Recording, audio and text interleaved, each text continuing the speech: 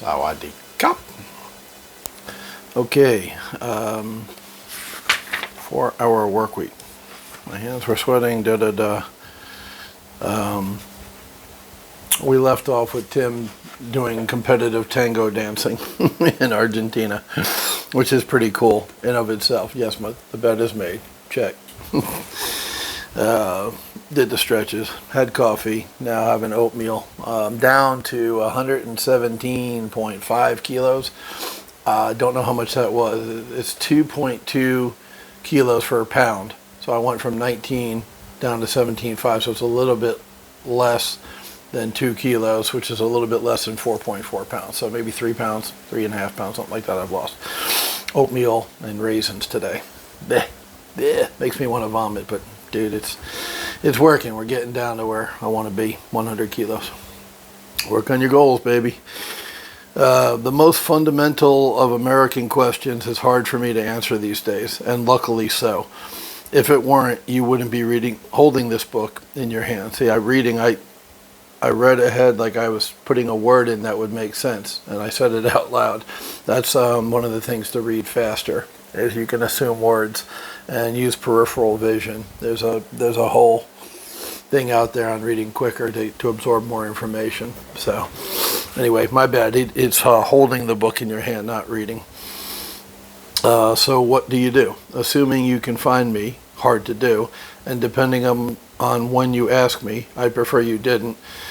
I could be racing motorcycles in Europe, scuba diving off a private island in Panama, resting under a palm tree between kickboxing sessions in Thailand. Muay Thai. Muay Thai is a thing here. Now, that's not the dominant martial art. There are other martial arts that have proven to be superior to Muay Thai, but keep you in shape, fun, defend yourself, whatever. Muay Thai. I'll be doing that. I'll be doing that sometime, probably next year. There's a lot of stuff I'm pushing off till next year. That when I get the house, life really begins for me here when I rent the villa next year. So in a lot of ways, I'm just sort of clocking time here in the condo, which is okay. I'm not having a bad time living here. Just there's certain things that are going to happen when I get the condo, like bring my car over and things like that. So. My Corvette, I have an old Corvette, custom Corvette. Dancing tango in Buenos Aires, which is what he did to start the book. The beauty is, I'm not a multimillionaire, nor do I particularly care to be. Right? That's a good mindset to have. I never enjoyed answering this cocktail question, what do you do for a living? Because it reflects an epidemic I was long part of. Job descriptions as self-descriptions. If someone asks me now, and it is anything but absolutely sincere, I explain my lifestyle of mysterious means simply. I'm a drug dealer. Pretty much my story and why you need this book. Pretty much a conversation ender. I'm sorry, that's my story and why you need this book is not part of it. It's the chapter subheading. My bad. So when he says, I'm a drug dealer, it's pretty much a conversation ender. It's only half true, besides. The whole truth would take too long. How could I possibly explain that what I do with my time and what I do for money are completely different things? Yeah, there you go. What I do with my time and what I do for money are completely different things. Awesome. That's kind of what the book is all about. That boils it down very well. That I work less than 4 hours per week and make more per month than I used to make in a year. For the first time, I'm going to tell you the real story. It involves a quiet subculture of people called the new rich. I don't know who calls them that besides him in this book, and like I said, the more I've been watching him on YouTube, which I did again yesterday, just getting nuggets, just absorbing the guy because he's brilliant.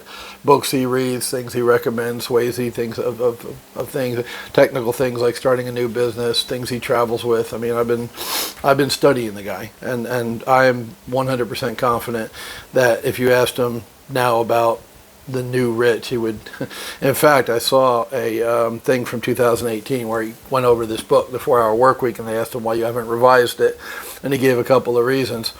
But he said, if I were to write this book today, it'd be a totally different book because I'm coming from a different place. He's 39 years old now. He was 29 when he wrote this book. And I know I was in a different place at 29 than 39. And I was in a different place at 49. And I'll be in a different place at 59. It's just the natural order of things. So, yeah, I really despise that term, new rich. There's an old story about a Mexican fisherman, and this Wall Street guy comes down and he rents the boat for the day, and the Mexican guy takes him fishing. And he says, what do you do all day? The Wall Street guy says to the Mexican guy, and he says, well, I wake up when I want, I go fishing, I catch enough fish to eat, I go back to my house and I take a nap, siesta, spend time with my beautiful wife and my family, my kids, have a nice dinner from what I caught that day, go to sleep, maybe have some friends over, party, drink a little bit, whatever, have a good time, enjoy life, and then get up the next day and do it again. And the businessman from New York, he's wired, he's alpha male, he's hyper, he's like, no, man, you can catch more fish than you need, and you can get another boat and hire somebody, you can get your own cannery and can the fish, and make millions of dollars. And the Mexican fisherman says, and what would I do after that? And the guy goes, retire in Mexico, fish, sleep. Basically, that's a very short, convoluted version of it, but you can look the story up. It's very famous. Pat Flynn of Yellowbird, I think, used it in the last Yellowbird they had. He told the story. It's very powerful, very impactful. Like, you do all this work and you scramble and you kill yourself for what? To retire and take it easy. And what Tim's saying in this book is you can retire and take it easy without doing the hard work for 30 years. And that's the point. So instead of new rich, think of living the lifestyle you would live if you were rich, right? I would call it like a pretend millionaire. You're not really a millionaire. You don't have $1 million of assets in the bank or real estate, or maybe you do. But the point is, you're living like that. You're doing what you would do if you had $1 million in the bank. That's kind of the point of this book, the gist of this thing. So to me. So, yeah, ignore the new rich and just say, I want to live like I would if I had $1 million in the bank. What does an igloo-dwelling millionaire do that a cubicle dweller doesn't? Follow an uncommon set of rules. How does a lifelong blue chip company, Fortune 500 company employee, escape to travel the world for a month without his boss even noticing? He uses technology to hide the fact. Gold is getting old. The new rich are those who abandon the deferred life plan and create luxury lifestyles in the present, using the currency of the new rich, time and mobility. You can go anywhere you want and spend as much time as you want if you play by a different set of rules than the ones that you grew up with and that I grew up with. This is an art and a science we will refer to as lifestyle design. I call it life hacking. Same. You say potato, I say potato. No, actually I say potato too, but whatever. I've spent the last 3 years traveling among those who live in worlds currently beyond your imagination. Rather than hating reality, I'll show you how to bend it to your will. It's easier than it sounds. My journey from grossly overworked and severely underpaid office worker to member of the NR is at once stranger than fiction and, now that I've deciphered the code, simple to duplicate. There is a recipe. Life does not have to be so damn hard. It really doesn't. Most people, my past self included, have spent too much time convincing themselves that life has to be hard. A resignation to a 9-to-5 drudgery in exchange for sometimes relaxing weekends and the occasional keep it short or get fired vacation. In other words, your boss controls your time. But for most people, your boss controls your time, not you. What he's saying is you need to get control of your own time, and I agree. The truth, at least the truth I live and will share in this book, is quite different. From leveraging currency differences to outsourcing your life and disappearing, I'll show you how a small underground uses economic sleight of hand to do what most consider impossible. Where are we at? 9 minutes 27. Yeah, I mean, he's still going on. Stories. You picked up this book over ensuing days, so once again I want to keep it short, digestible. Though ain't nobody got time for that 20-30 minute stuff like I was doing on the last book. My bad. So we'll call it quits here today. I'll read more tomorrow. Once again, I encourage you to study up on Tim. You know, guys like Warren Buffett and Steve Jobs, who's passed away now, but you know, there's a lot of material out there, quotes from him and things like that. You know, if you study guys like that, it will only help you become more like them. One of the things I've seen on videos with Tim, interviews with Tim, is the most impactful advice he ever received, and it's that old law, which once again, we covered that in the book. There's a lot of information in that book from last year, the 365 Meditations.